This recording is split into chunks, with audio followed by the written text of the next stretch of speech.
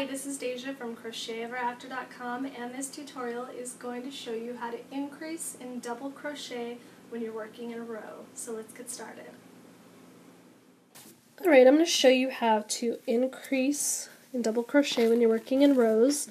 This is just a little swatch that I made to show you kind of what it looks like when you increase on both sides of your project. Let's say if you're making like a shawl.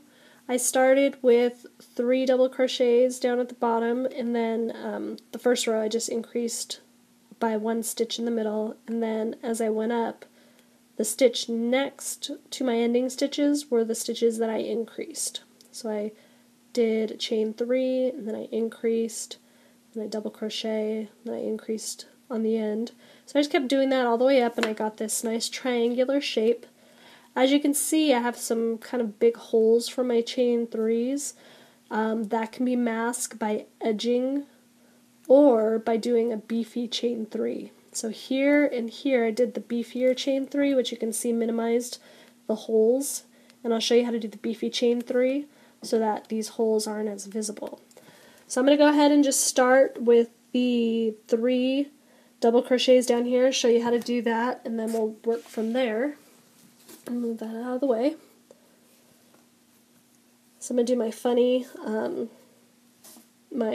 slip knot.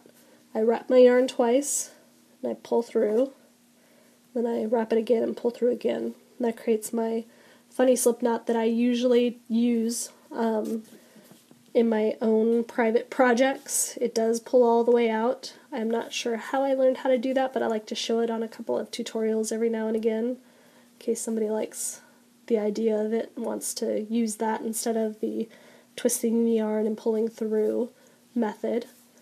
So to begin increasing, what I want to do is create 4 chains. When I do this, I create 3 chains. My last 3 are going to count as my first double crochet, and then my 4th chain is going to be the chain that I work into. And I want to create 2 more double crochets into that chain. So I'm just going to put 2 double crochets in there. So right now I'm already increasing. By increasing, all you do is just add more stitches into a previous stitch you've worked into. It's very easy to increase. Decreasing takes a little bit more brain power because you have to remember what you're doing, but to increase, all you do is just add stitches where the pattern tells you.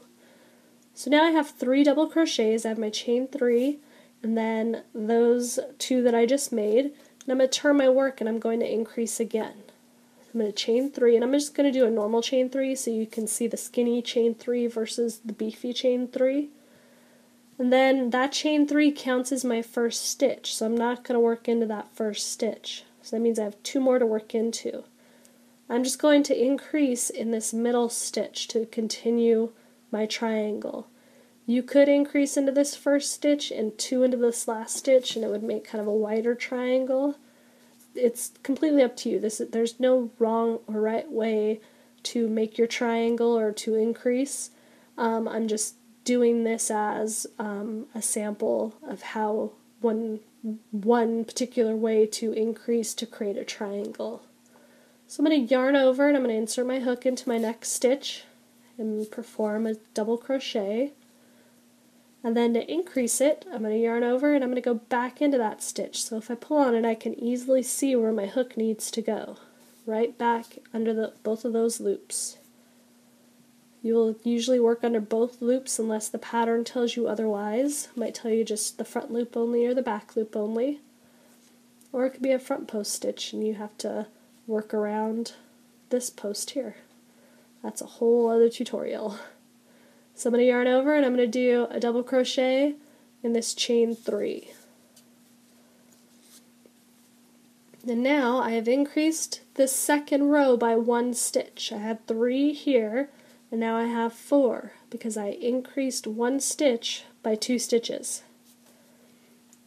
Now the next row I want to increase on both sides so that I can get my V or my triangle starting to go out.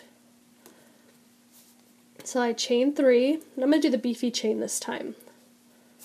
So to do a beefy chain that I like to call the beefy chain, all you do is just pull out your chain a little bit so it's a little longer than your actual shaft, and do all 3 that way. Just pull them out a little bit. And it makes them taller than a normal chain 3, but because you're going to double crochet into this next stitch, it's going to squish that tall chain 3 down. So it squishes it down, which makes all of these loops kind of squeeze out a little, makes them look a little fatter. So they look more like that double crochet. So by doing the beefy chain, it minimizes this hole that you get right here. You can see this hole is much smaller than this one over here.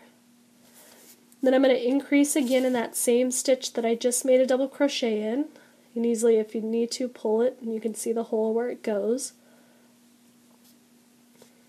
A double crochet there, and then I'm going to double crochet in the next stitch that I come to so that I can start making that even triangle that I showed you earlier.